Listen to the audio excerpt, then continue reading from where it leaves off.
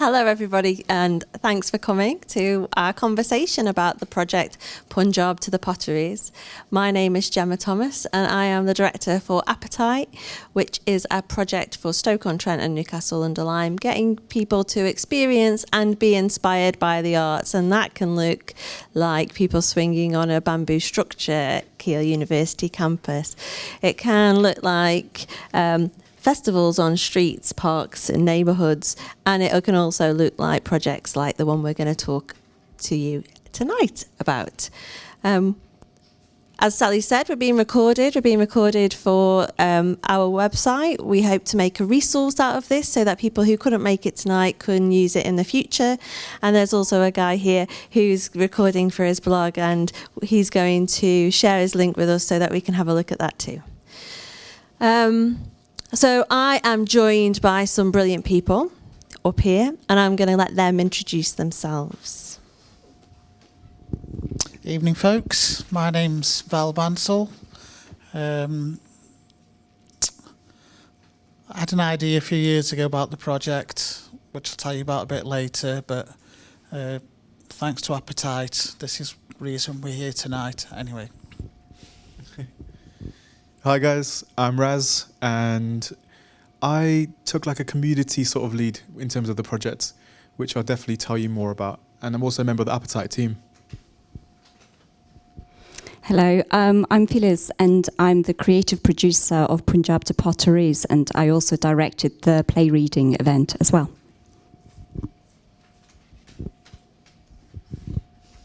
So we want it to be informal, even though passing the microphone means that it becomes weirdly formal, as well as sitting up here.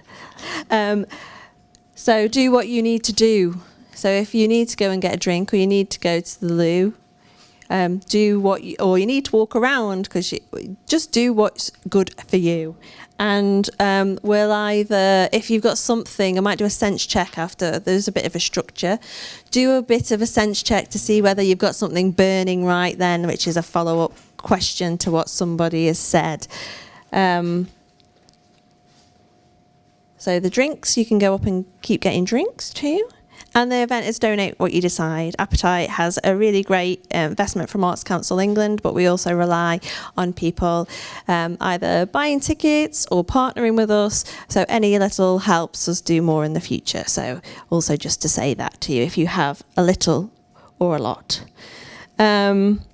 So, Val, how did this project come about from your perspective? I'm glad you asked me that question. How did the project come about? Photographs. Many years ago, I think it's about 5 years ago, I was going through my family photographs. I was digitising everything. And the idea came when my grandparents emigrated from Punjab and settled in Stoke-on-Trent, how life must have been like for them. The experiences, the stories, and there's many households, not just around the Potteries, Stoke-on-Trent, Newcastle, but throughout the country. And I thought they are unheard stories, and it'd be nice to expand on that. So what I wanted to do was like the play reading that I never expected it would go that far, but I thought, to take it the next step further, what we could do, and I got introduced to Gemma at Appetite by a mutual friend, and the idea, I did say for a play, I thought it's got a catchy title, Punjab to the Potteries, we could work on that, and it all depends on funding and interest and what we can do. So we got together, and settling came about, I think, was it 2017, with Grain Photography and Sam Ivan, who's got a workshop on Monday, and his work's up on the walls and that, so he did the portraits. So we did a project about migration to Stoke-on-Trent, the local area, from people all around the world. So that's how the Punjab to the Pottery started 6 years ago, and this is where we've come so far. So So what? So, do you want me to just carry on? I can go all night if you want. Right. So settling came about, then COVID. I kept in touch with Appetite, went to events, helped with other projects. Me and my wife got a catering business as well. So we worked on events as well with Appetite through their things. And out of the blue, I had an email off Gemma. We've got funding. Punjab to the Potteries and play reading is happening. And I thought, wow. And it was nice to have something at the New Vic as well, where Appetite are based. It's a lovely venue, and they do a lot for the community alongside Appetite. And it was nice to get involved, interviewing script writers, looking at stories and the development from the beginning to the end. And it was a very nice experience, and I met some lovely people on the way. You got Raz, Phyllis, Amavia's hiding in the audience, so and a lot of the audience members. So I wanted another reason, one of the other reasons, I wanted the story to be told. There is an Asian community in Stoke-on-Trent and Newcastle, but we seem to get bypassed by the arts, and I wanted the people to get involved and more events to happen around this area. So, I was pushing for that as well. So this Appetite do quite a bit for the big feast and that. We have had people, performers and that, and it is nice, and the community does get involved. But I would just like get the Asian community out and get more involved with the arts, and that is the main reason. Lovely. I'll let break. Yeah. So I want to ask everybody, Raz and Phyllis, about how their journey to this project as well.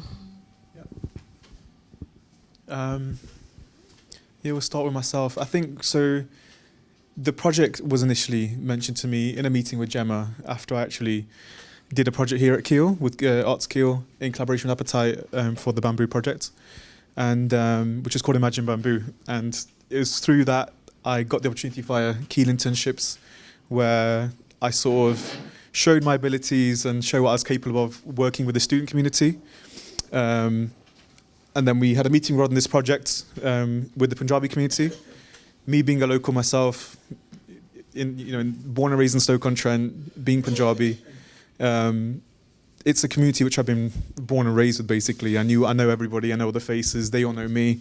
So I saw this as a chance for me to sort of engage with them on a different level, to let them know about this opportunity to share their stories. And for me, I speak to my grandparents on a daily basis, basically, understanding their stories when they migrated here, and the struggles they sort of went through to give me the platform to be in a position where I am now. So understanding that this project was about coming from the Punjab, knowing what their lifestyles were like there, and their transition here, understanding their stories of how they got here, the struggles they went through, and the stories they have to say, basically. It gave me the chance to sort of speak to not only my own family, but everybody else, and see what that was. I guess for this project in particular, being sort of the familiar face, I think when you are almost being approached by an arts organisation, which I know many people have not been approached before within our community, it's sort of like, what do these people want from me? Like, why are you approaching me? Why are you want to know my stories? And that was initially the response I got when I was sort of asking people in our community about it, especially because a lot of them are elderly as well. So in the situation where we had our interviews, I let them know, with a little bit of Punjabi I do know and I can speak, and I let them know, look, we want to know your story so it can be documented and it can be formed into a play which, you'll be able to see, you'll be able to relate to, and almost have that sense of nostalgia, And I guess that's the job of Phyllis as the director of the play, so I'll definitely pass it to you from there. So I guess the way that I was brought into the project was that I worked as a resident assistant director for the New Vic Theatre. And I told them that I have lived experience of migration and the fact that my father migrated from Turkey. And so that kind of linked me up with Appetite and Gemma. So the first meeting that I had with Val was just, I would say, incredible, in a way that all the stories that my father told me about his journey here kind of had a lot of similarities with his father's journey. And it really got me excited about the fact that even though we come from a different cultural heritage, our experiences, or my parents' experience and his parents' experiences, are quite similar when they migrated here. So yeah, that's how I kind of joined the project. Keep it for a second, let's show you there is. So you might want to repeat the question, just because I'm not going to be picked up on the mic now, is what would you, it is a follow-on question, so what was the role of your role in the project? What was the brief you were given? Mm-hmm. So what was the role of my project and what was the brief that I was given? So my role was a creative producer. So I basically oversaw the whole process of Punjab to Potteries. And what I did was I looked after the recruitment, the planning, the scheduling, and also the rehearsal process and the directing of the piece. But I was also the kind of communicator between the project and Appetite and at the New Vic as well, because we had the play reading event at the theatre. I also had the fantastic opportunity to work with the community directly. So I had the opportunity to look after the interviews and make sure that that's all in place, and also that the photograph slots were also available. So I did a lot of logistics, and but at the same time, I kind of launched into the creative side of it as a director when we did the play reading event. And my brief was, I actually jotted it down so I can be very clear and concise, was to produce and direct 2 short plays inspired by interviews from the Punjabi communities who migrated to Potteries. I think that was my brief. And who else was involved in that process? So right from the beginning. So we started with Val, and Amarveer came and joined us as well. So they were part of the recruitment. So they helped me, Val helped me with the brief with the writers, so that the writers applied through that brief. And then what we did was we kind of became together and we were a panel. And we interviewed the writers ourselves and we did the shortlisting as well. So Val and Amarveer was quite a key part in the recruitment process of the writers, and they helped us shortlist them and basically decide who they will be. And then we got Raz involved, and Raz was a really key player in connecting us with the community. So he basically helped us with any logistics with the Gurdwaras that we were engaging, but also being the kind of key contact, because I don't come from that culture or community, and we didn't feel that actually, we felt that it was really important to have somebody who represents and could actually build those connections and relationships with the community that they have a connection and a relationship with. So yes, that's how Raz came on board. And then we had Sarah and Shahid, who were the writers who wrote the commission. And then we had a pitching event. So they pitched ideas to Val, Raz, and Amarveer. You were there as well, weren't you, for the pitching? Yeah. And we also had that kind of conversation with them about which stories that we felt resonated, but also challenges and things that the writers should really think about when they were approaching the writing process. Anyone else I missed? Sam. I'm so sorry. How could I miss Sam? This is the exhibition about Sam's contribution to the project. So I worked closely with Sam, and we were talking about how could we represent these kind of stories and the collection of the stories and the interviews. And we wanted to approach it by taking portraits of every person that we interviewed, but it was voluntary. So the community actually chose whether they want to be photographed or not. And the ones who wanted to be photographed, then what he did was, with a lot of them, he sat in and listened to their stories so that he can then illustrate their stories. And that's how he kind of approached his process. I wasn't as involved in that process. I just really sorted out the logistics. So he was the creative behind it. And he had this fantastic understanding of, I guess, the relationship between photographs and actually working with the community as well. So, yeah, I don't think he needed a lot of support from me apart from just logistics, yeah. Roll and brief, wow.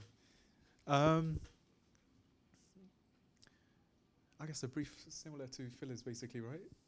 Yep, yeah. Very similar brief to Phil's, basically. But again, I think it's one of them. I feel my role was sort of, it was playing that, I guess, I mentioned familiar face. Being almost like a middleman with the community was so important. I remember there were times where Phillies would like message me at like 11:30 at night sort of thing and like, Raz, I've got a few questions, you know? And I think that's what it sort of is. It's sort of that sort of process where I'm trying to help out with the almost gaining the information and I guess giving an insight into the culture, the religion, the values. The majority of the participants are, although the Punjab is within India and Pakistan, I feel a lot of the community are Sikh from the Sikh religion. So me being a Sikh myself, I know what the values, the culture, and sort of how to sort of I guess help with the communication side of things and understanding that when you speak to the participants, there might be some things which you might be uncomfortable with. I guess it was that side of things which I felt I played a good role with. And Philly's mentioned the Gurdwara as well.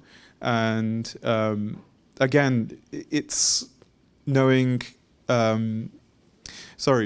with that, it was sort of thinking about, with the participants, where would they feel comfortable being open and speaking about their stories. And we sort of thought about the Gurdwara as a place where, it's a place where the congregation meet on a weekly basis. And essentially that's where we decided to do the interviews as well. So, booking a room, ensuring that there's a space there where they can speak almost privately with the interviewers and Phyllis, of course, as well. To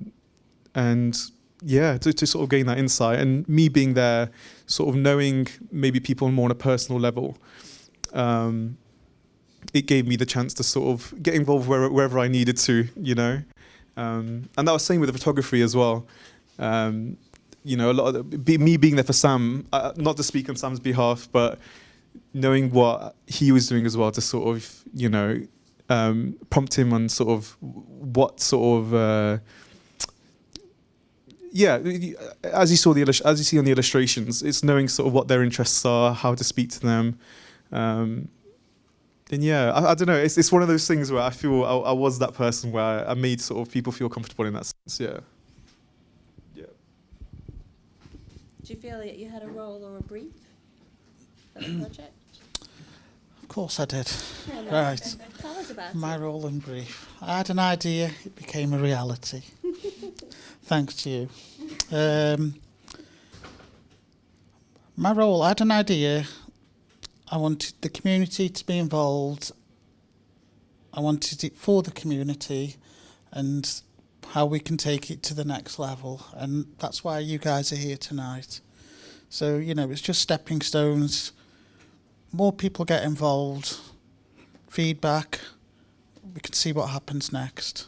So, you mentioned the photographs. I've got a passion in photography. I took some of the, not these photos, the portraits, but I did cover some of the workshops leading up to the play reading. We had interviews. There was one at the local cricket club my boys play at.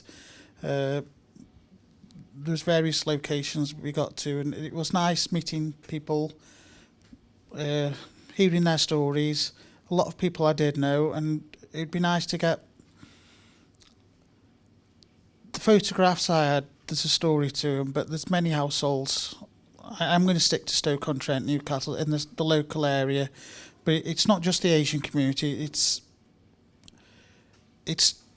the whole community of Stoke-on-Trent. How life must have changed from the 60s when, migration, and where we are now. It must have been hard for me dad, coming from a little village, coming to Stoke-on-Trent, and chimney pots and the smog and the pot banks, and what life must have been like. And it's certain questions I wish I'd asked my granddad before he passed away as well. But we're losing time.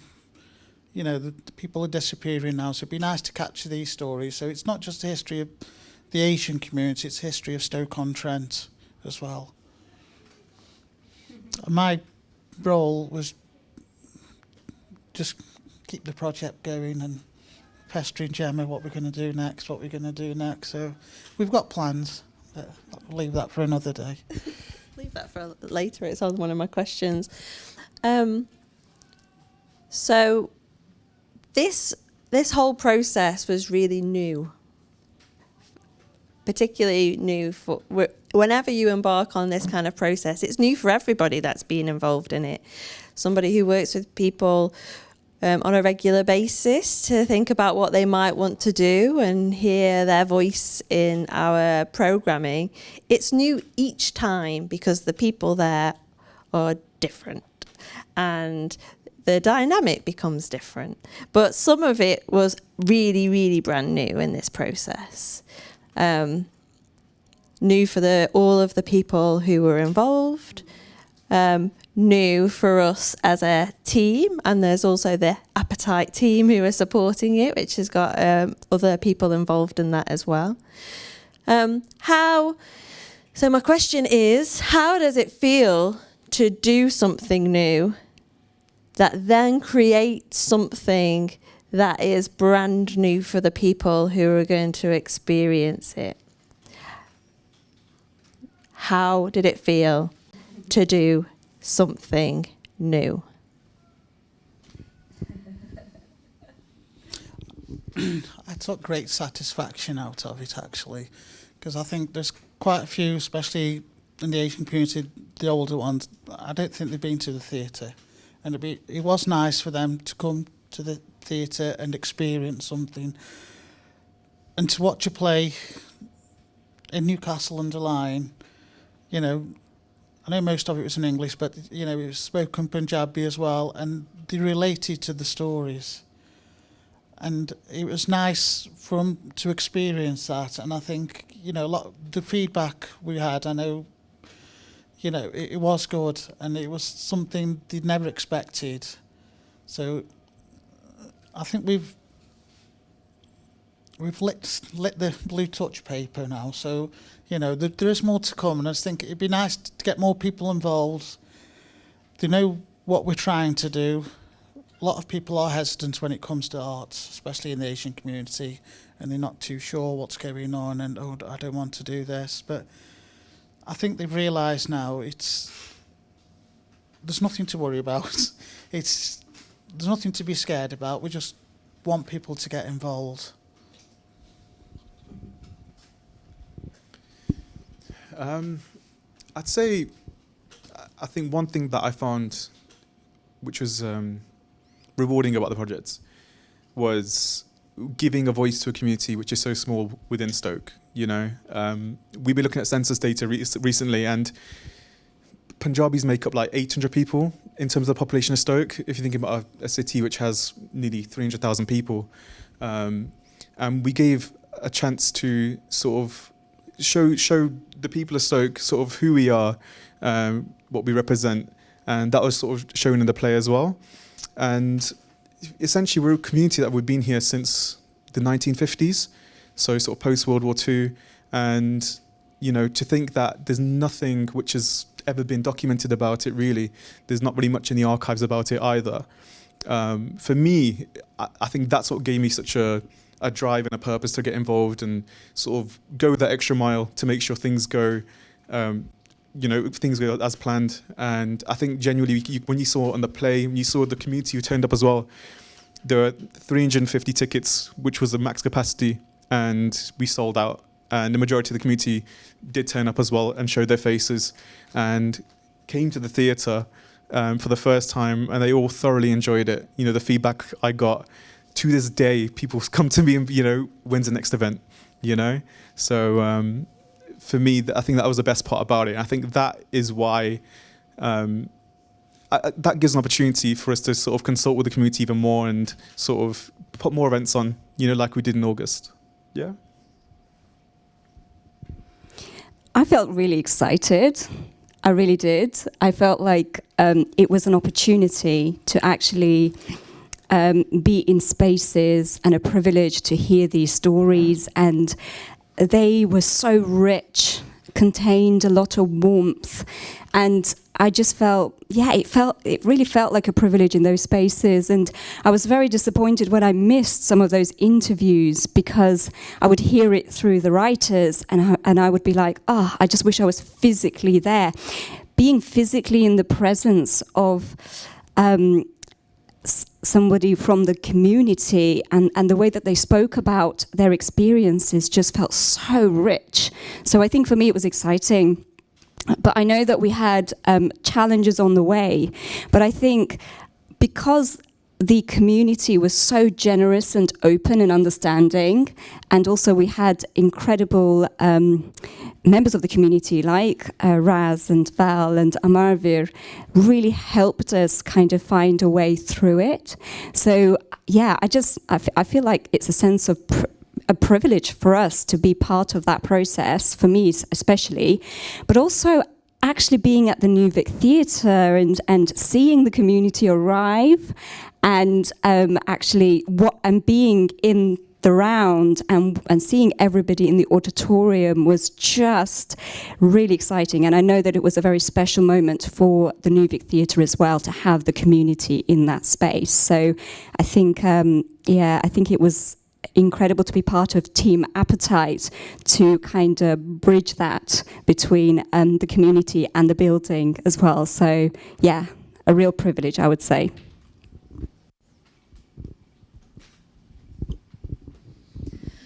And I think that I felt disappointed in the fact that you were all getting to meet loads of new people. That's what's brilliant about the job that I do.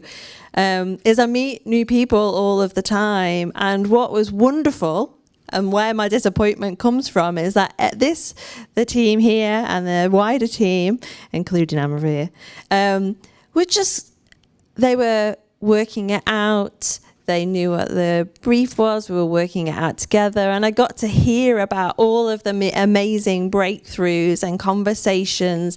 And I found the joy in hearing them third party, but also had that sense of disappointment because I was missing out on going to the Gurdwara, hearing the stories firsthand and what that does. But also, I think that reminded me of how much I love people and hearing them, meeting them, and made that experience of the celebration event that we had where the play reading happened even more special, because we were surrounded by the friends and family who hadn't heard what the interviews. And I think that's what I'm excited about in terms of what next. Before I go on any further, though, I just wanted to see whether at this point there was any questions that you wanted to ask to specific people or clarification that you'd like to ask. Cheers. I just want to thank Gemma and Feliz for spearheading this, Val coming up with the idea, and Raz as well, being that voice, that nexus between these guys and the rest of the community. The question I have for everyone and all the panellists is, if you were to do the whole thing again, what would you do differently? So I'll start off with Gemma. Oh. Well, if I was to do it again, what would I do differently? Interesting question. So you heard how when Val and I had a chat in 2016, and Then settling happened in 2017. So I think I might. So I wouldn't change. Could have delayed COVID. Could have delayed COVID, so I might have changed that. But you know what that did is it. Sometimes great ideas are great when you hear them in the moment. And just because the moment is constrained by the budget that you have, the circumstances, I was quite pregnant when I met you, so I then went on maternity leave. Nothing to do with me. And I wouldn't change that. But I suppose it feels a bit too long for it to have been to come to fruition in 2023. However, I am a great believer in things happen at the right time, and sometimes things take longer to percolate. So there is a bit of wishing we'd done it sooner. But other than that, I think all of the things that happened, there was a real, for me in this project, being at arm's length, but also being in it, was that I felt a real consolidation of all the other bits of my job that I'd done by meeting people, hearing their stories, valuing everybody individually in that process. It really felt like a moment for me. What would you change, Val? I don't think anything should have changed, actually, or needs changing, because I know there was a delay, but if it wasn't for the settling project, which on its own was a brilliant project, and that brought different communities together as well. So, you know, it was nice to have settling. So if there wasn't settling, there wouldn't have been Punjab to the Potteries, because I think it did follow on. So it was nice, and I met some wonderful people through that, New Vic as well, and all the other organisations under the umbrella of Appetite and the New Vic who are based there. So it's just the time delay, that's it. But there's, you know, these things can't be helped, but I wouldn't have changed anything. You can't rush into these things, and I think looking back, everything went fine. Yeah, I definitely agree with the time delay. I'd say, looking back, I think definitely the interview period. I think really the intense part of our interview period went on for about 2 weeks, and I genuinely wish we had, you know, 2 or 3 weeks more just to speak to more members of the community, you know, and even have the chance to consult with them on a sort of like casual, sort of informal basis where, you know, Phyllis, Sarah, Shahid could all come to the Gurdwara, you know, be part of the congregation and sort of gain sort of friendships with people. So to get that sort of extra edge, extra sort of insight and things as well. And I think that definitely would have helped to understand more of the culture and sort of give that people the confidence, especially with future events, to get involved. Yeah, I'm trying to think what else I'd change really. I mean, other than that, I think, yeah, there was something on my mind. It's gone, it's okay. I think I would agree with you, Raz. I think what would have been not as in like on reflection, what could we do if we did the project again? I think actually go out into the community and talk about the project so that everybody knew what they were signing up for. Because we did a lot of like one-to-one conversations with everybody who was signing up, so they just knew the process. So yeah, that would have been really great, and maybe that's something to think about for the future. The other thing is what I would have loved to do. And that's because we've had such an incredible contribution from the community, is we had the opportunity where everybody came, and the community and everybody who were contributed it came with their families, and it was wonderful. And I just wonder, it's just a thought in my head, whether we could add an opportunity for them to see the exhibition together, who have been involved in the project, to see the exhibition together, or watch the R&D, watch the play reading performance together, because they've all contributed together but in isolation, so they did it individually, but to actually bring everybody together who's contributed, and so that it becomes a shared experience for the people who contributed to the process. I think that's something that I would love to add, but it's just occurred to me now, just looking at the images, that yeah, it would be lovely to get everybody together who've been part of the project. I mean, we've had lots of really lovely, interesting conversations as a team, but yeah, everybody who's contributed to the project is our extended team. So it would have been lovely to have that moment, but that's something to think about for the future.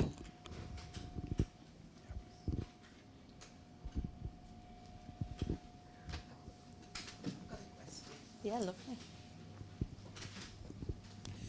From hearing you all speaking, am I to assume that it was the first time that you had the community come to the New Vic to experience theatre in that way, being in Stoke-on-Trent? Do you think that's true? Or how was that from your experience? You look like you had the answer. Well, I think I would say collectively, because it was a piece specifically for that community, came from the community. I think collectively having an auditorium full of that community, I would probably say it's for the first time. However, I don't know whether it's necessarily everybody's first time experiencing theatre or arriving at the theatre, but I think as a collective, it probably is the first time. But Raz has had those conversations with the community, so maybe I'll hand it over to him. Yeah, I think maybe individually people have definitely gone to the theatre before, but when I spoke to the community, one thing we always discussed was we never sort of get the chance to sort of meet outside our place of worship, outside the Gurdwara. And in this situation, you know, we always say whenever we do meet outside the Gurdwara, it's either a wedding or it's a funeral, you know? So it gave us a chance to sort of go to an event which wasn't organised by the sort of community. It was just sort of me and Appetite, I was sort of the familiar face, and I think it gave people the chance to experience something new. I think that's something which the community gained from it really, and definitely be comfortable with going to the theatre. I know some people who came to the Punjab to Potteries event for the play reading event. They've gone to New Vic to watch a play for themselves. So it shows how it's benefited all the parties in a sense, you know, everyone who was involved, and that's all come from literally engaging with the community for the first time. And you know, as I mentioned previously, we had nearly 400 people turn up, which is unbelievable. And that shows how it benefits, you know, us for the future when it comes to these sort of events and other events that we do. The New Vic with everything that's they do as well. So, and again, a free opportunity to come to the New Vic and see a play reading, and it represents our community as well. So I think it was just all in all a perfect event at the perfect time as well. Yeah. Anything for you? It was the first time there's an Asian event coming to the theatre. There has been previous events in the local area. There's plenty of Black Diwali events we have each year. But as you know, for the arts and a play reading, that was the first time they've all come together in a theatre setting. So they do come together, the community, the local cinemas like most cities, you know, they'll watch a Bollywood movie or a Punjabi movie. There's, you know, dance performances. There's quite a few South Indian dance community in Stoke-on-Trent and Newcastle. So they do get together and there's performances. But as for a play and a theatre, that was the first time everyone's got together. I think there was a few other first time, which so it was the first time that the New Vic had done a play reading for that many people. Play reading events are Phyllis directed some brilliant play reading, 2 short plays. They achieved so much with just in a week, and some of their plays had only 2 days each. to rehearse and have the script in hand and then present it on that stage. So really quick. I'm surprised you didn't say that. Well, that's the thing that you would change.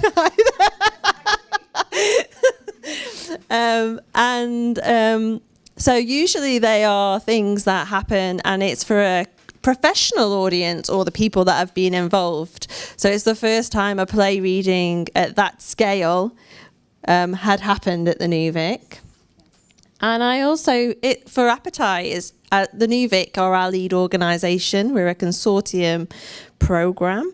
So there is other members, Partners in Creative Learning, Six Towns Radio, Staffs University, ArtsKeele University, Newcastle Bid and Go Kids Grove all help make this stuff happen by bringing in the money.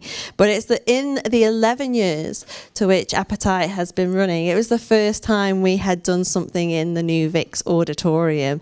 So that felt like a really brilliant moment and a success. Is actually it got to be this really brilliant thing about stories from local people. So for us, where co-creation and co-producing and co-programming with people from this area can look like a million different things.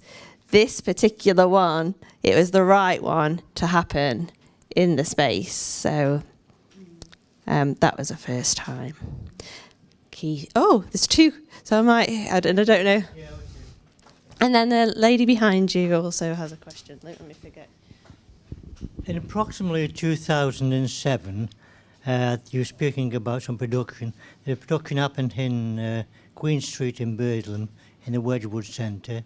It was East Meets West in the Wedgwood Institute, where all the audience met at the bottom of the stairs, and there was East and there was West. And you filed up the stairs and you went into where the little country you were destined to be sent to at that time.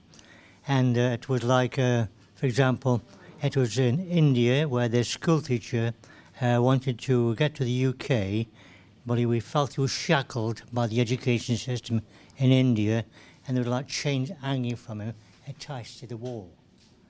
So there's that, and then there's another room whereby this young girl had met a soldier in India, and she invited him to come to Stoke-on-Trent, and there was a map on the floor of Stoke-on-Trent. And she danced around the map, and she found herself now living in Bentley, having just arrived from India, which we thought was quite amusing. And this thing about never leave your washing out on a Monday because of the smoke that there was at the time. So there was all this depicting life, the people coming from India may have met and being completely alien to their way of life. What was the show called? East Meets West. It was I think it was partly Appetite, part. I think it was Restoke. Oh, Restoke, yeah.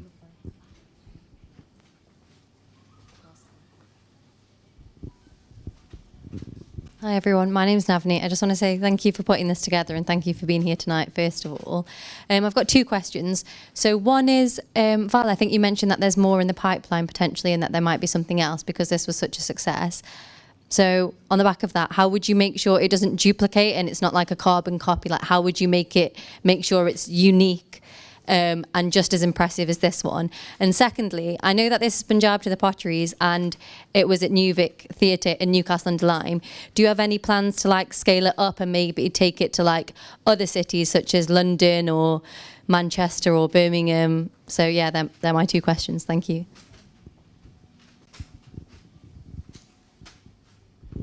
They're great questions. There you go. Next stop is Bollywood. Right, lights, camera, action. As far as touring goes, I don't think that's even crossed. Well, it's not crossed my mind. I don't think it's crossed Gemma's mind either, or Appetite. It's just something we're trying to. I don't know. I'm just speaking for myself. It's just local. The reason I wanted it here, I have been to plays before, but we get bypass, so I've had to go to Birmingham, Wolverhampton, Coventry or London. So it's just something I wanted for the local community. It's going, what is next? It all depends on the response. I don't like using the term funding, what money we can get. It's the response and what people want. You know, it does take time. It's not like we're going to do something next year and it's going to be bigger and better. We can have a full play instead of reading. But I think sometimes if you rush into things, it's not necessarily, it is the best option. So I'd like to get more people involved in arts in Stoke-on-Trent before we decide what we want to do. That's me personally, but Gemma might have a different answer. But that's what I think is the best, you know, going forward. Are we interested in Phyllis, what would your advice be around what you would do next to not duplicate, or what the opportunities might be for further life? I think that there's lots of different ways to go down, actually. What Val is saying is so important. It's about building the audience, isn't it? And then kind of maybe revisiting the plays and actually turn it into a full-scale production. But I don't think we can replicate it, really, because what will happen is that the writers will need to rework the piece. It would need to be extended beyond a half-an-hour piece. So they'll create a whole world beyond what we saw that evening. And I think the intention with the play is to bring industry professionals in the theatre to come and see them, and in hope that they would come on board and the opportunity to take it beyond. But I think that there's a whole world that we haven't explored yet, so I don't think we could replicate it at all. I think it's more of a taster what we showed.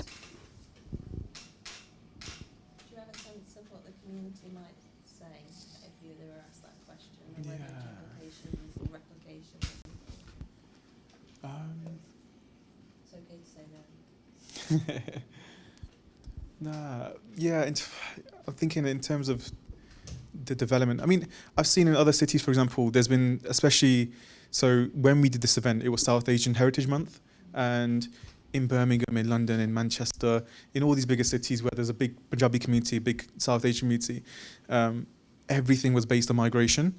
So I think it was nice to have that. So I believe the theme of South Asian Heritage Month this year was to do with migration. So to sort of have that in sort of a subtle sense with this project is actually, I felt it sort of gave us something where we don't need to travel and go somewhere. It gives a chance to sort of do it here. So I guess if we want to look at the themes for next year, look at the themes for South Asian Heritage Month, we could maybe play on that. And that could sort of give us a chance to, you know, give a different platform and maybe work with the arts in different ways to sort of, I guess, communicate the message of our community, the values of our community, and like I said, give our small community here in Stoke a voice. So yeah. I asked Shahid what he would do if we were to come back to him. He was one of the writers. He wrote the first play that was showed on the night. I can't remember, the Long Bon Nuit. And I asked him what he would do if we were to come to him again and think about how we develop it on. And interestingly, he said that he thinks it would be a story per act. So for him, it would be Act 1 would be La Longue Bonne Nuit, and then the second act would be a new story. I haven't had the chance to ask Sarah what she would do with that. And I'd had a conversation with a woman called Latika Singh, who came to us after Punjab to the Potteries, and she said the plays were amazing at sharing what it was like, life was like, and the interpersonal relationships, but she also said that it missed some of that stuff around what the jobs of the people were and how that was together. So there's some of that is still to be explored. And we sat down, didn't we, after we'd done it? Yes, Stanley. So we all sat down afterwards and go, right, what are we going to do next? Shall we make the plays? And I didn't know what to expect. And then Val was like, no. Long term, yes, maybe. You weren't so blunt to go, no. You just said, in your lovely way, you started to tell us how you were thinking about it. And actually, there just needs to be more opportunities in this place to see more things that are about more people. So thinking about how we involve communities that we've connected with in the decision making around what other things we're doing. So there is more opportunity to see things on a regular basis. But that's what our job is. I looked tired when I said that. So I suppose it's making more opportunity to taste more things. So then when we are thinking about what we do next, so you don't replicate or duplicate, it's based on some time of figuring that out together in the widest sense. Anybody got another call? Oh, Lucy. Hi, thank you for being here tonight and inviting us all along. I would like to know, what was your favourite moment along the way? So that might be a moment that you'll never forget, or Val, your proudest moment. Favourite and proudest, and not just Val. I'm going to pick on you all. Favourite moment, proudest. I'll start at the beginning. My favourite moment is opening the email, seeing we got funding for the project. Otherwise we wouldn't be here. The proudest moment is seeing everyone at the New Vic Theatre sitting in the auditorium and watching it and seeing something there in front of me going on, and it was just, I never expected something like this would happen. Going back 10 years, I never thought I'd be involved with something like this. That is my proudest moment, just seeing everyone there and meeting lots of people along the way and getting involved in other projects, and there's always something going on, so it's nice meeting people and going to other projects and see what they're doing, and it's just brought a new lease of life out of me, that's all. Yeah, I could probably, I agree with that. I think that the actual night itself is when I thought, because me doing all the community work, it was like I was getting mixed sort of messages from the community, in the sense of like, they've never really done something like this before. And even me, I didn't have 100% faith that they would completely get involved and come to the New Vic, and yeah, so to see everyone in that one place, to see that everything sold out, for me that was like such a great achievement. Seeing people who were looking at me saying like, this is crazy. Like, how have you managed to do this and get us all in one place? And I think it was just such a great experience, just me, seeing people slowly come into the New Vic, seeing that door open for like a good hour, and people just come in and slowly. Eventually that whole sort of bar area of the New Vic was just packed out. You could not move, So that for me is my favourite and my proudest moment for sure, you know what I mean? And I'd like to see that again, in the future, whatever we do, I'd like to see the community show up again, and represent themselves. And also, such a diverse audience. We saw white British people, we saw people from African backgrounds, from the Caribbean, and Pakistanis, we saw the Muslim, Hindus and Sikhs all together in one room, and that really does represent Punjab itself. So yeah, I loved it. It was great. Gosh, I'm going to mention quite a small moment, really. A lot of the time with play readings, what happens is that the writers go away, write the play, bring it back, and you showcase the potential of the play. But what was amazing with the project that we did with Appetite is the co-creation, how the community was the leading voice. And we implemented the writers pitching 2 stories. And what was lovely is we had Amarveer, Raz and Val be part of that process. And I think it was just incredible to see Val's emotional response to one of the stories. I thought that was really, that was a really important moment.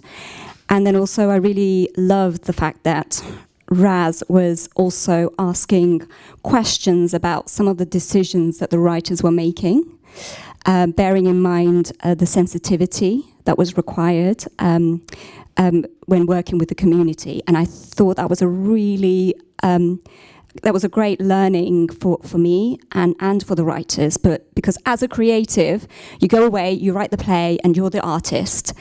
But in this process, it was the other way round. And in that moment, it just all clicked. And I thought that was great. I was just really proud of the evening. But I guess what you both said, but also the fact that I'd walk out and then I've already got a relationship with the audience, and that doesn't happen, right? So already we were having conversations, and I had to kind of peel myself away, but I was really interested in the conversation outside because I had to go and do some tech work. But also it was like seeing the food in the cafe.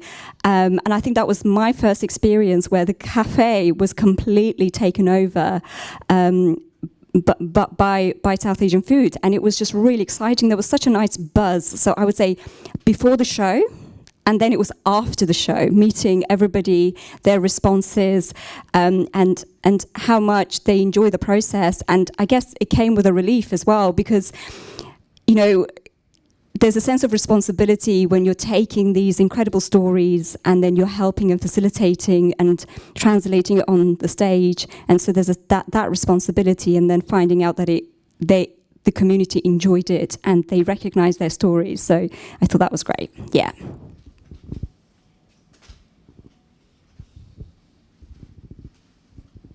Expand or?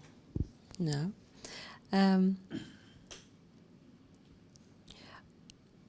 I was just thinking, do I have a favourite moment? But I don't think I had a favourite. I think there was lots of moments that were brilliant. And I was proudest of all of the individual journeys that people went on and seeing them shift, change, bloom, with whatever the project needed. And I think for projects like this, it needs that trust in each other.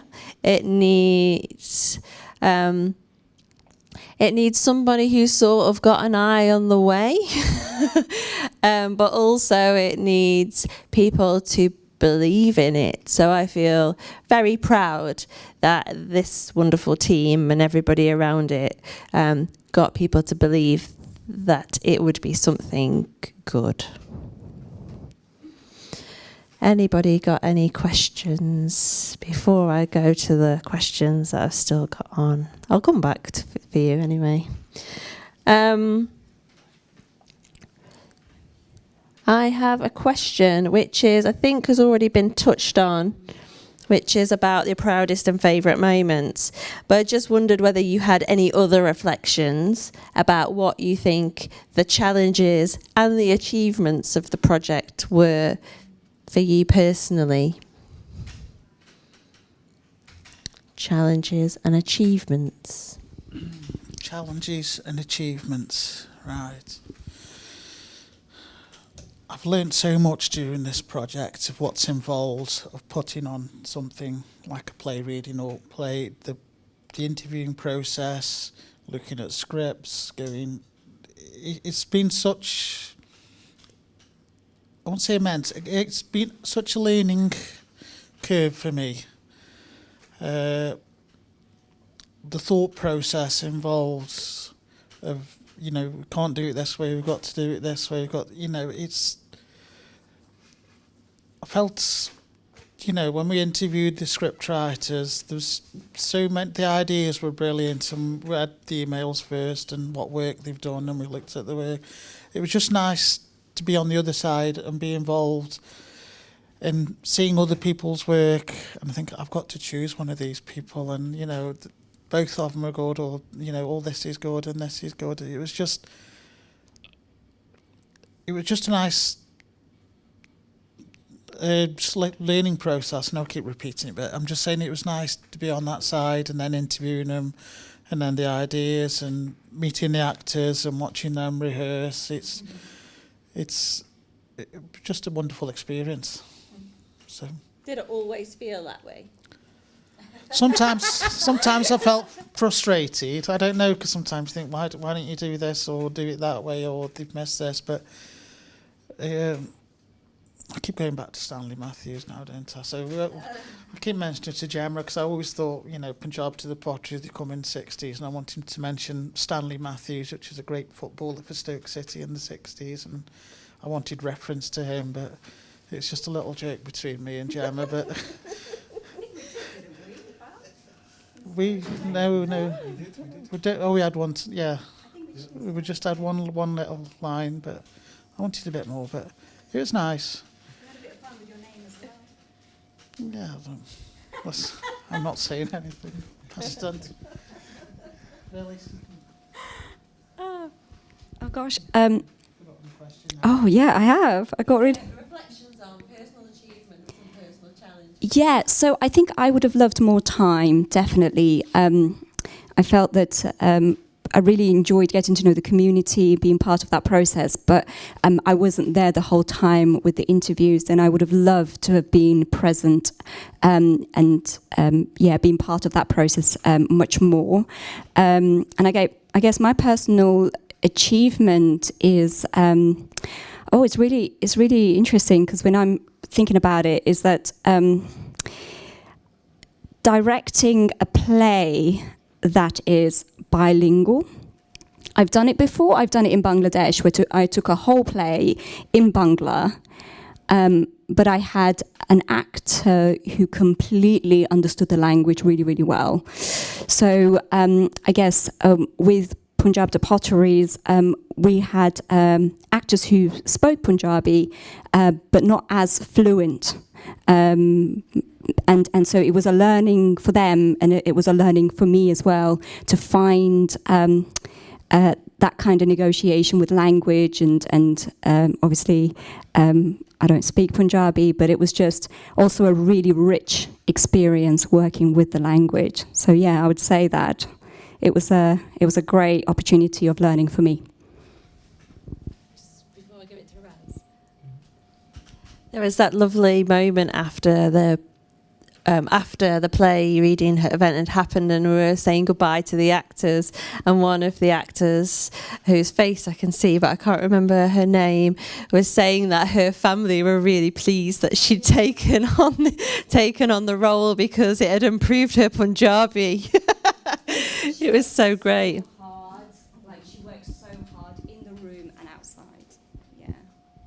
So I would just say that she worked so hard in the room and outside. And I think what was wonderful with the actors was that the fact that they had the opportunity to meet Val, Raz and Amarveer, they really felt a sense of responsibility. Usually, again, as an actor, you work in isolation and you don't necessarily meet the audience or meet the community that you're serving necessarily. So I think that added that sense of responsibility on this process, and it was just incredible how sensitive they were to the material and how much they wanted it to be the great piece of work for the community that was coming to see the show. So that was really lovely to witness as well. Yeah. Yeah, in terms of challenges, I think it was a difficult one. I think this project, I got involved about sort of 3 or 4 weeks before the first event, which was at Port Hill, which is like a consultation, sort of an informal way to sort of gain information from the community and understand their stories and their backgrounds. And I feel it was the engagement side of things. I thought to myself, I kept questioning myself whether how open the community would be, how would they engage with the language barrier as well. As Phyllis mentioned, during interviews, will they be able to communicate as efficiently in English as they can in Punjabi? And I think definitely, I guess I could say, I had my doubts when it comes to will the interviewers actually understand and sort of relate to these things, and especially with that language barrier there, would they get the gist of that explanation?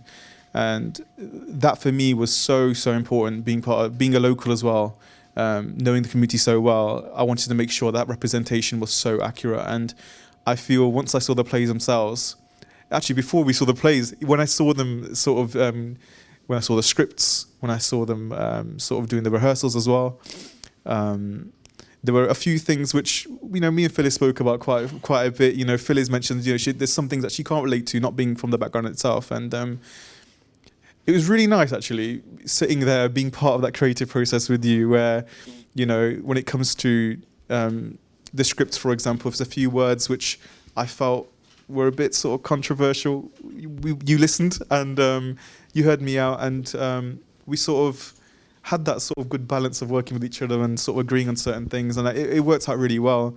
And even with the football things as well, I remember it was one of the scripts where it started off saying it was like, it was a rainy, windy sort of Saturday night in Stoke.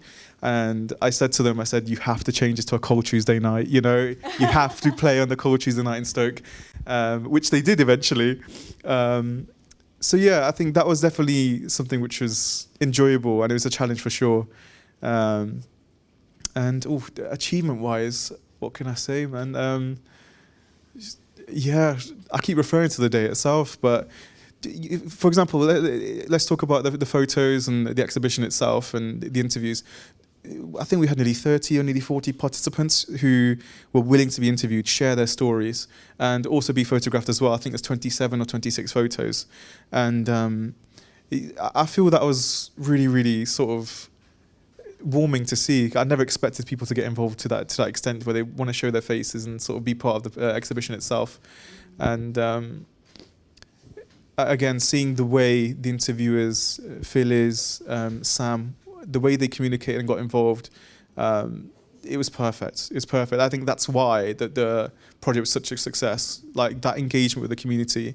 Instead of the community normally the community has to go somewhere to engage. But in this sense, the team went to the Gurdwara, made the effort, spoke to the community. It was facilitated by you. Yeah. Take the credit. But that was so important. I think that was such a key to the success of it. And me being part of that was a great achievement. Yeah.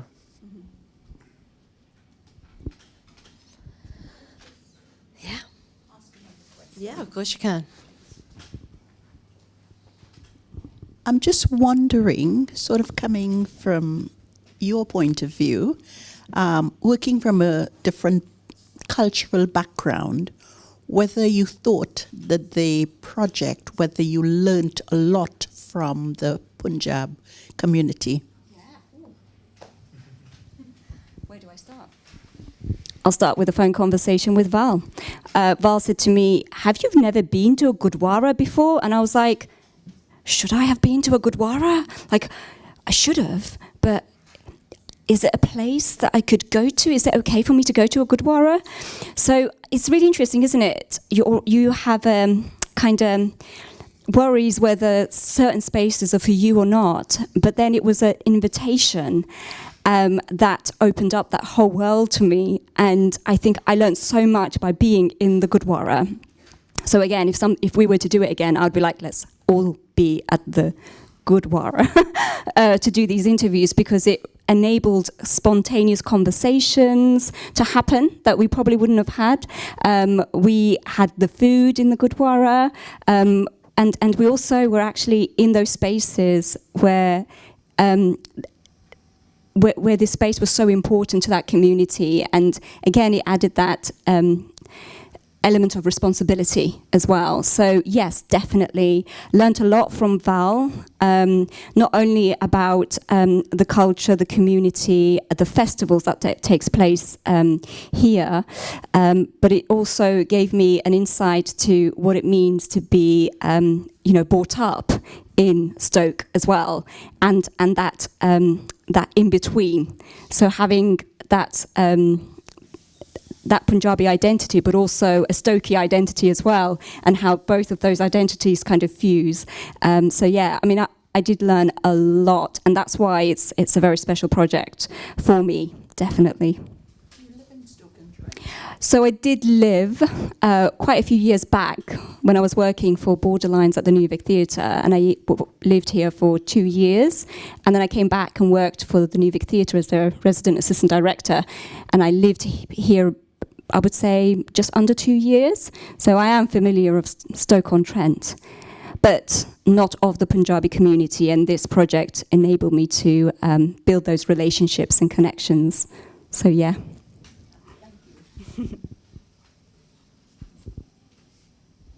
Thanks.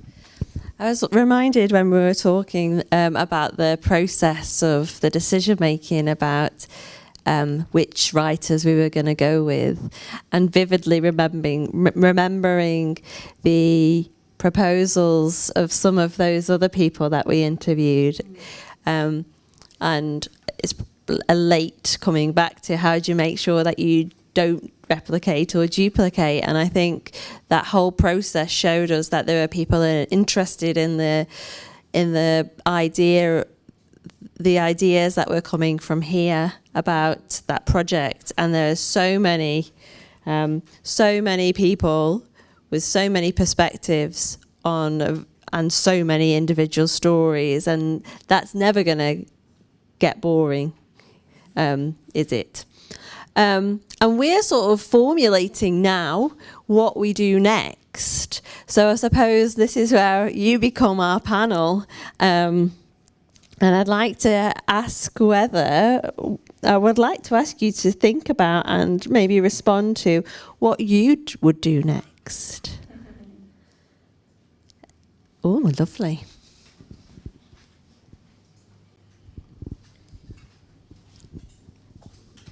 It is easy to me that, in general, all the communities are very keen to be separate. I'm here in this area for 20 years, and practically it's the first time I have the opportunity to interact with somebody from the other community. And I think it's a sad thing that happened, because in any way, we need to integrate each other, because in the way we are divided, the governments or any other powerful institution can take advantage of us. But it's very strange, because I think Appetite is doing something very nice to invite the community openly to participate in events like this. But in the other way, I found that all the organizations in this area is working separately. It's very little integration with other organizations. It's not like I say, okay, we look in this way. For example, the artistically movement in this area. The choirs are working separately. Even one choir don't care to working with other choir. Theaters do not work with other people. If there are a little ideas about theater, it is not possible. It's like nobody care about that. I remember 7 years ago, I said, I have some experience in the Spanish theater, and I would like to participate in this, doing this, because I was a cultural promoter. I had to work with theaters, marionettes and theater, social drums, something like that. And I offered to do that to different organizations, and apparently, oh yes, that's a wonderful idea. I want to call you. What is your telephone number? And then this time I have been called. I understand that people sometimes feeling jealous or sometimes have no time. They are very busy. They cannot do whatever come in the way. But I think, anyway, congratulations to Appetite to do things like this.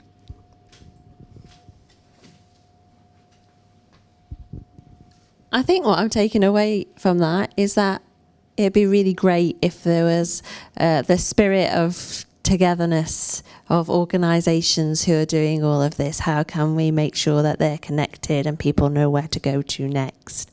Whether that is signposting to each other's projects, or whether that's making space and time to be able to listen to what some of those people who have come to us have for their own ideas. So thank you. I never actually saw the plays but I'll just say this, that over a period of time people forget about these plays, and you were saying earlier on about the audience participation, how vast it was. Now, if it could be rehashed with a different format, the same plays could be come on again and slightly changed, because their players would be older themselves, their audience would be older, and would think to themselves, we'll go back and see what's happened since, because these things happen on the television, like Neighbour finished, Neighbours come back again, and all these things again. So I've been with the New Vic now some 9 or 10 years now, and see all these changes completely changing all the time. So there's no reason whatsoever that the plays couldn't be rehashed, because over a period of time, the people that come from the Punjab or from any part of India develop Stoke-on-Trent accents. And yes, you're right, we are a very friendly society. I was born in Stoke-on-Trent. And yes, these things can happen. It can be rehashed and brought back again. Can I just, I would like to sort of plug something here at the moment. On the 30th, the guy there was talking about communities coming together. On the 30th at North Staffordshire, there is the Caribbean community. They are sort of putting on an event. And it would be lovely to see members of the Punjab community. It's an event where people come and share food, they share things from their culture. So I think it would be lovely to see people from the Punjab community coming to the event on the 30th. So you'd have steel band music, you know, lots of things.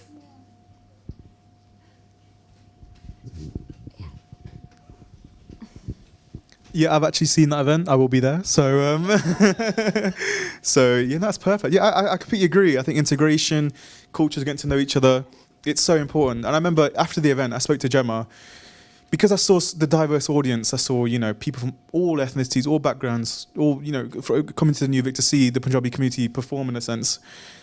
I said it's amazing.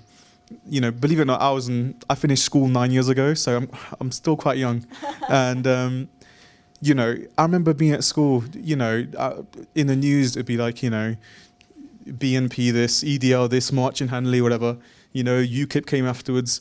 And I always thought, I'm born in a place where it's quite racist, you know? And that whole perception, I did not see any of that. You know, obviously Stoke's come a long way since then.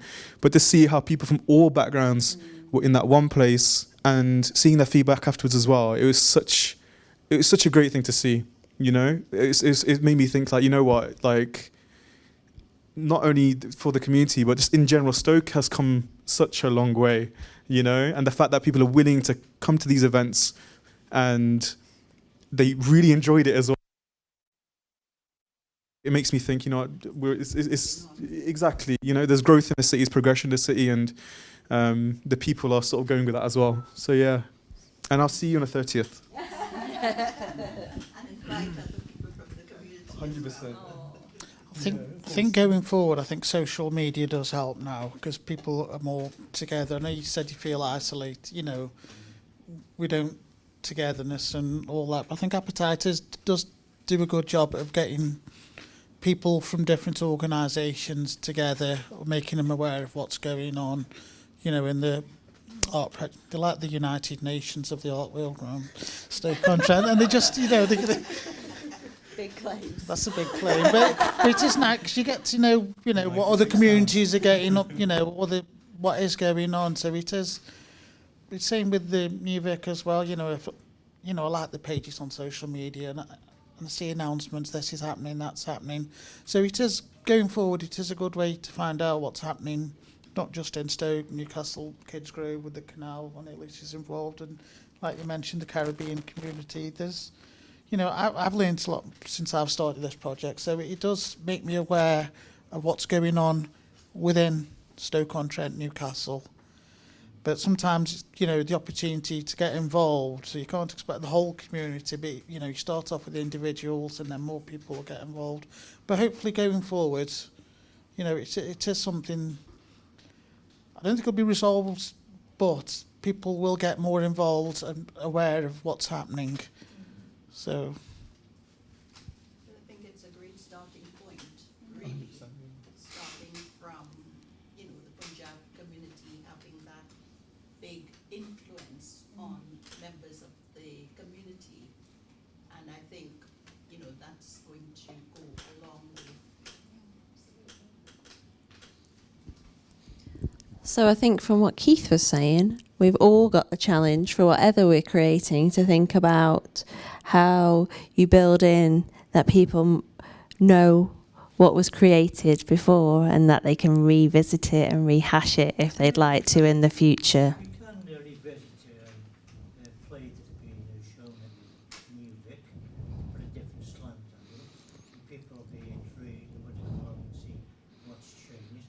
One thing you can't do in New Vic, you can't really bring anyone onto the stage who can speak with a Stoke accent. I can't do. Or me duck. And the other thing is that we all leave here scanning the horizons to see what else is going on, be the word of mouth, use what we've got to share with each other, because then that amplifies that. So I'm going to take that back. But I still haven't had an answer about what you might do next.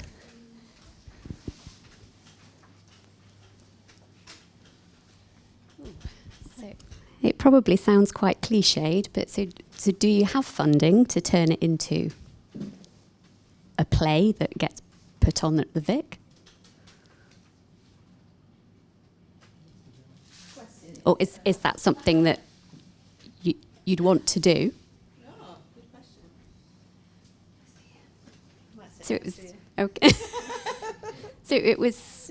I just wanted to say. So I love theatre, and I've lived here a while. And it's whenever you go to the Vic, I'm usually the only ethnic minority in the whole theatre, and it's been quite nice. I went to, was it Jumprov? Jumprov, yes. And that was really quite exciting. That there was a whole load of diversity there that I haven't seen in years. It was great. And if you could do more of that, that I actually look around and it's not just me, it would be amazing. Because when you go to Manchester or you to some things, it isn't just me. There's all sorts of people. But usually when I'm there, it's just me. It's a bit dull. So it'd be great if it was more exciting. I'll be on the list. So I think the question is, have we got any money to do any more? And what that might look like, so that there's something more regularly. Or that people know that what is there is can invite them, that they're invited to that too. The other thing I'm sort of thinking of is that in the Asian community, you have a lot of very talented people. And sometimes the New Vic has got just a space for just a one day when they are preparing for other plays. And some of the young people, very talented, can be invited to sort of put on events that people can come to and sort of give them that sort of encouragement, the sort of confidence to participate in that space and, you know, share what they've got. Because sometimes you're just doing that in your room and you don't have the opportunity. It could simply be coming to the New Vic and you can play an instrument. I remembered working during the summer with Frontline Dance, and they had involving sort of lots of communities. And we had some Indian dancers, there was someone who played an instrument, they made use of the park. And something similar can happen at the New Vic, just showcasing that talent. And in that way, sort of bringing the community together slowly. The parents of these children would want to come to the theatre to see their children perform. Because normally in these cultures, if you've got a child doing some type of performance, your neck is up there and you want to come to support your child. So something like that might be a way forward. It might not be a big project, but just something small that you'd have other people sort of coming to and a one-off. You can also combine visual art, fine art or anything in relation to college or schools. So they can have two together in the same event. Lucy? I know it's been mentioned that you interviewed quite a lot of people to hear their stories. I think it would be really interesting at one point or at some point in the future, whether that be near future or in a couple of years' time, that we actually get to hear those stories. Maybe next time a show could be recorded, so for the people that didn't get the chance to get a ticket are able to watch that back. And then there is evidence of that there, and that can be put in the archives then, of people talking about their life, how they grew up, and it gives us a chance to learn from that, because it's great us here talking about it, but hearing it from themselves or even reading about it with their word for word, if they're willing to share that, I think that would be great for us to hear or read. Thanks, Val. I think in terms of the point you're mentioning, you know, working with South Asians, maybe bring them to the New Vic and stuff, I think that's very possible, especially with the South Asian community. Here at ArtsKeele, we have, you know, the Sikh Society, you got the Bhangra Society, Bangda Sok, Pak Sok, different talents there. There's so much talent there in terms of the facilities ArtsKeele have in terms of students. I think that's something which is definitely possible. You know, we can make work. There's talent locally. There's lessons that happen locally as well when it comes to instruments, learning traditional Punjabi instruments or Indian classical music. So that's something which it can happen in the future, 100%. But yeah, I think in general, theatre as well. I think you mentioned, you know, like you said, you're the only sort of brown face there. I think we know in our community as well that we're so heavily encouraged to pursue academics, to pursue corporate careers, that very financially motivated in that sense. And we always put back the creative things. So again, I think, yeah, definitely, you know, for example, starting off with the students, bringing that talent, showcasing that'll get the locals involved from all different backgrounds. And it'll also maybe give those people who have that talent the encouragement to go back on stage and make that happen again. So yeah, again, if people are interested, I'm sure we can make that happen. Do you want to say anything about that? I'm quite on the spot. What's the question then? So I didn't know whether you wanted to just reflect on anything that had been said before Kerry asked the question. I can understand where you're coming from. There's not enough brown faces, but that is one of the reasons I wanted to do this. Not necessarily just brown faces, just awareness. So, in a few years' time, don't go moaning when you say there's too many brown faces sitting in the theatre, and they're just sitting there eating the onion bhajis, watching the shows and that. So I know where you're coming from. Me and my wife, sometimes we've had to go to London, and I think, there's some lovely plays we went to watch. I think it was at Warwick and Coventry, and we do get bypassed. That's one of the reasons. I do want more events happening within the city.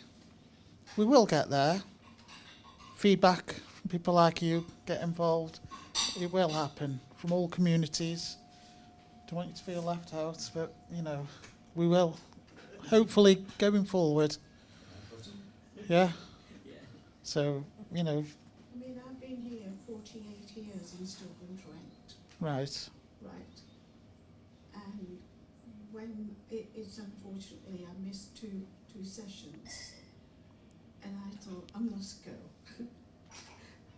But I'm glad I met you all. I've heard a lot, because I find that there's much more in Stoke-on-Trent now.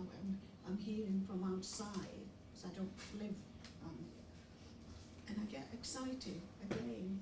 If you go to the art galleries or any exhibitions, you don't see, I have come across any ethnic minority and more interest in it, unless I missed a few sessions and I haven't been there. But equally, I think this is so exciting what I heard. And I've got so much stories to tell you about the miners' strike and all those stuff. And I thought, yeah, I'd love to share it. Yeah, I love to share it. And hopefully, going forward, things... Yeah. We do want to document everything. Not necessarily, I think the gentleman picked up, of a full play at the New Vic, or... Yeah. There are other avenues. I've got a few ideas, but, Yeah. maybe a website going forward. People can send the photos for, Punjab to the pot. We want to... It's a history of not just the community, of the Asian community, but of Stoke-on-Trent as well, with the city. And I know there's a deep history of the pottery industry, the railways, the mines, and, you touched on the miners' strike. Yeah.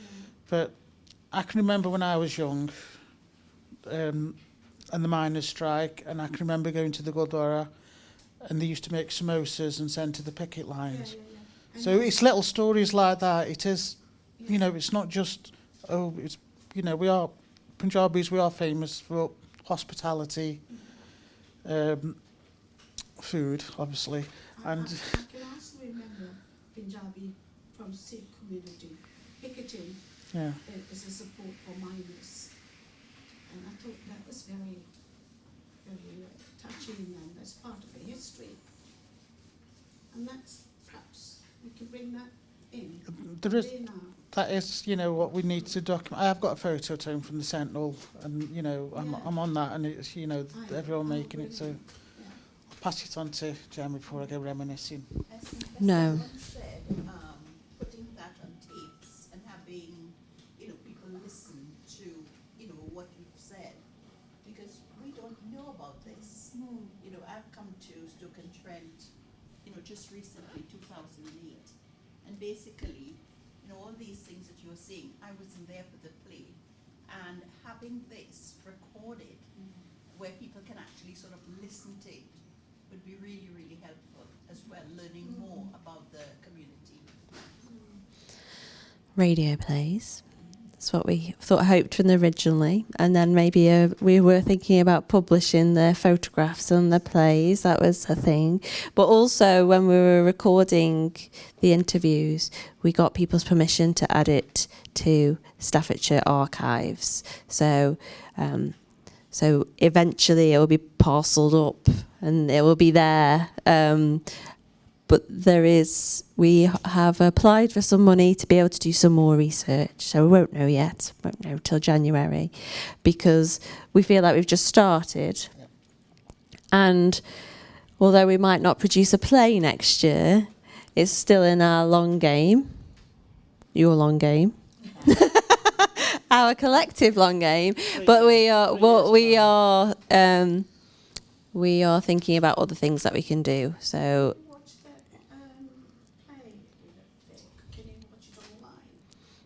No, it was. But we do have the scripts. Oh yeah, scripts.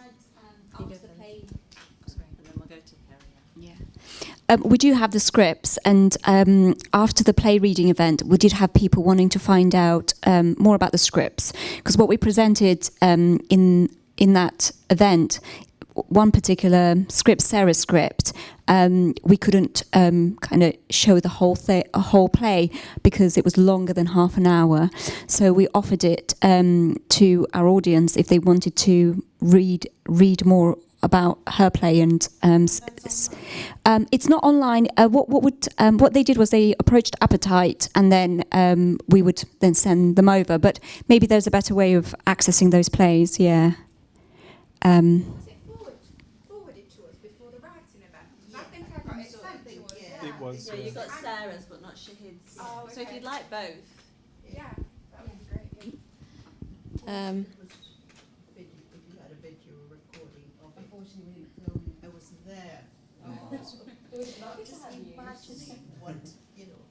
So when did this event took place in here? Oh, the 12th of August in Grange. 6 p.m. Yeah. But okay, so week for your diary. We have been told by the New Vic that we could have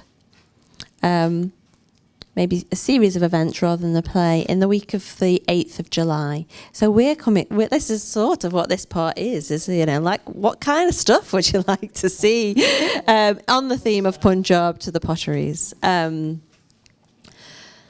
So that's what we're going to do, but also making sure that all of that loveliness is peppered through the rest of our programme. Carrie, you had a question.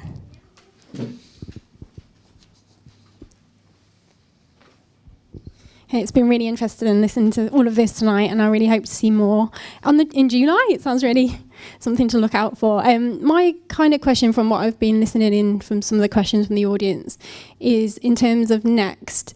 There seems to be the desire for other communities to learn more about the Punjab and the stories and the funny things and the things that we just I don't experience and understand or know.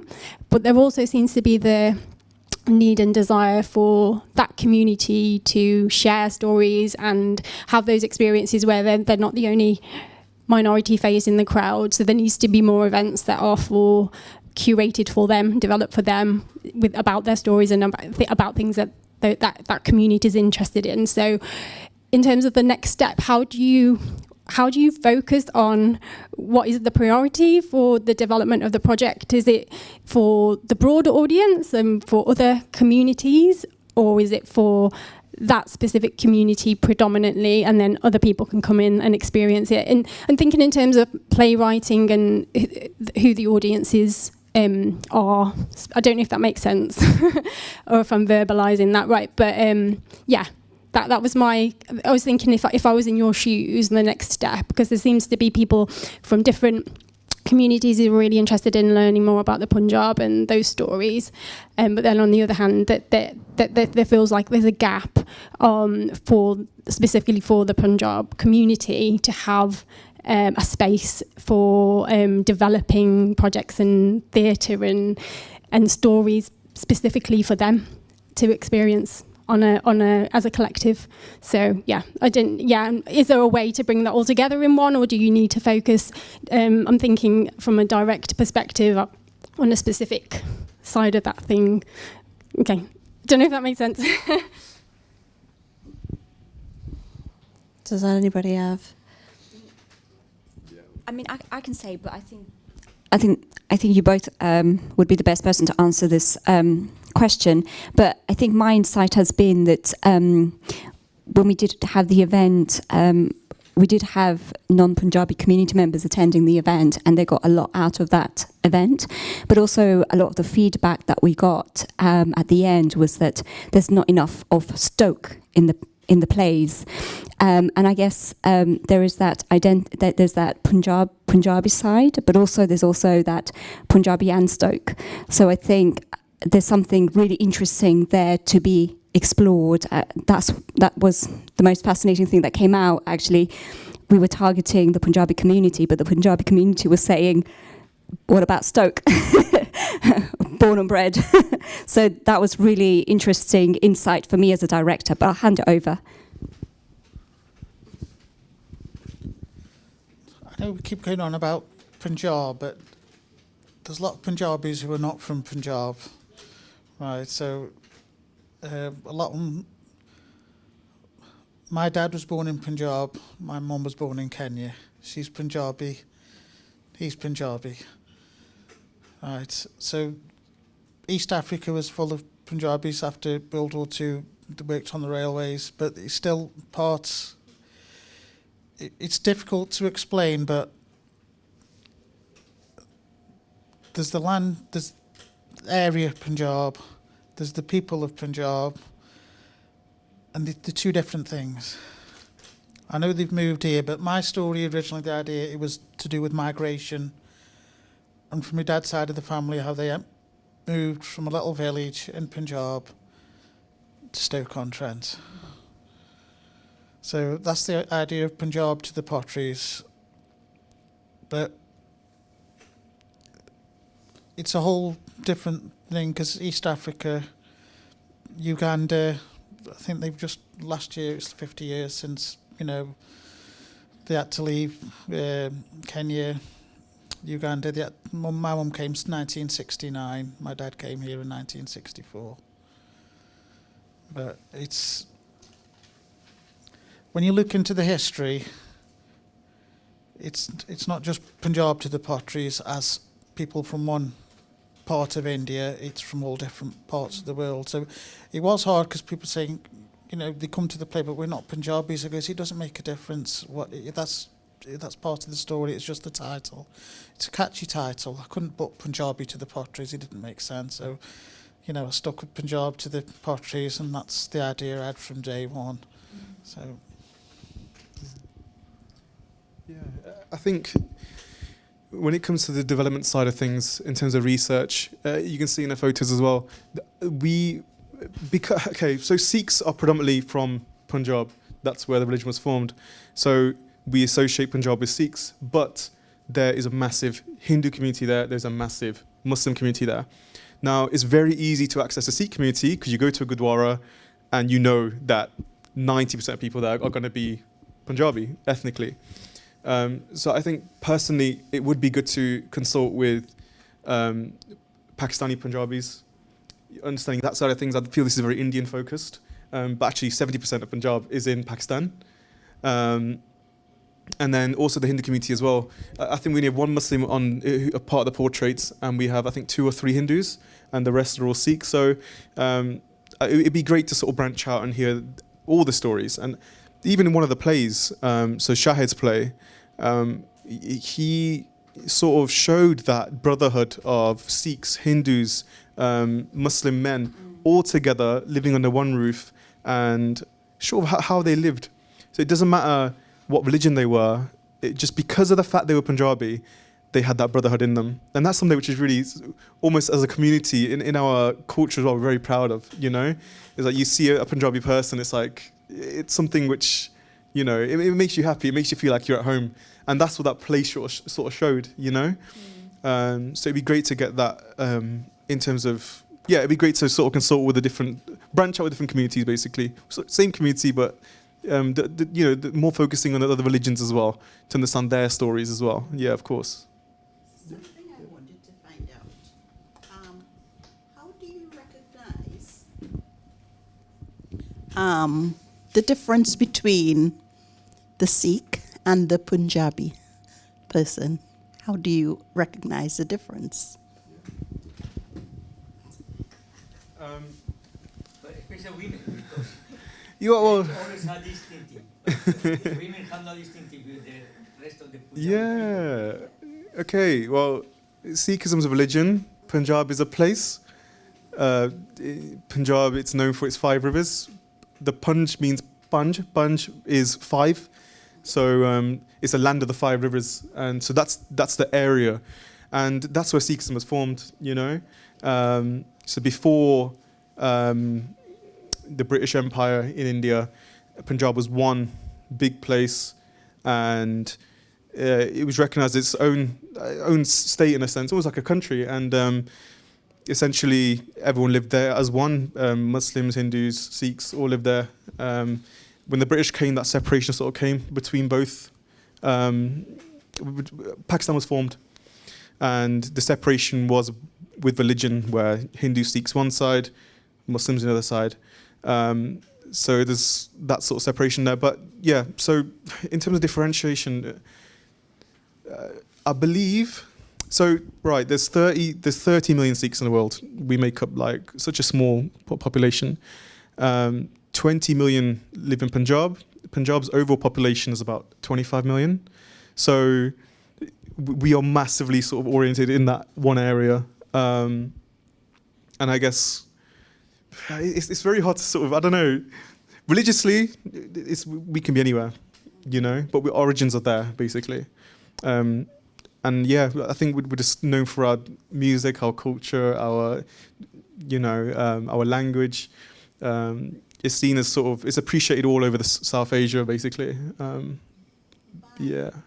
The confusion with me is, Mm-hmm. okay, if I saw both of you walking down the road, I would know that you, by your headdress, you know, I can identify that, but I would not be able to identify, you know, the other person without a headdress, you know, that sort of thing.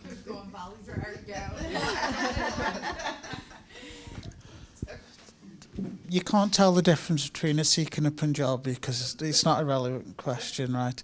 I'm a Sikh, Raz is a Sikh. Right. Appearances are different. Right. Yeah? It's like two of you could say, can you tell the difference between a Catholic and a Protestant? You can't. Yeah. Right? So it's when we segregate between religion, countries, there's no way of knowing. Right? So it is like personal preference. We go, Raz, he wears a turban, he's got a beard. I've got no hair, I've got a bit of a beard, but you know, that's personal choice. But it's just, it's not a religious thing.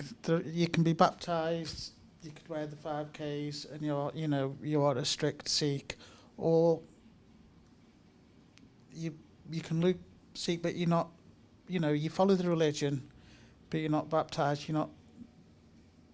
You don't pray all the time. You don't follow everything. It's like we live in a Christian country, but no one goes to church on a Sunday morning. It's going into religion. It's just getting away from, the reason we're here tonight. But I understand your question, but you can't tell the difference between a Punjabi and a Sikh or a Hindu or a Muslim. There's no way. Yeah, Punjab is just a place. It's a culture. Sikh isn't a religion. Yeah. So I can give you a big history lesson as well, but it's not. I'll just nip it in the bud. And I think if nobody's got any other burning questions, then we'll end in a minute. But just to give my response to Kerry's question, I think it's about layers. And how do you think about things in the long term? It took us from 2016 to 2023 to get to this moment. How do you have the layer of creating the play and doing the research and meeting the people and making the invitation to everything that's already here to the widest range of people? Then how do you then layer on top the specific things that are underserved, and then how do you layer on something else so that it makes sense and everyone feels invited? And I think that's what the sense that I got from Val from the very beginning, and when we were sharing in our first meeting, I felt a kinship to you because I have that effect. Yeah, you do. But my family had migrated within England. They'd moved down from the northeast to work in the mines at a similar time. What was that like? All of these people coming together, and that's where settling came from. And I didn't know whether my search for universality was actually the detriment of the project getting off the ground in the first place. But really reassured that Val earlier said if it wasn't for settling to happen in the first place, within the parameters of how much money we had at that time and everything else that was going on, and then we've got to this place, and I think sometimes not having to land all of the things and giving it time to create the layers is some of the joy, because you don't know where it's going to take you. So that's my invitation as we leave, is to be open to let things take you where you're supposed to go. Thank you. Thank you, Val. Thank you, Raz. Thank you, Phyllis. Thank you, all of you who came and listened. Thanks for recording. And I hope to see you all very, very soon.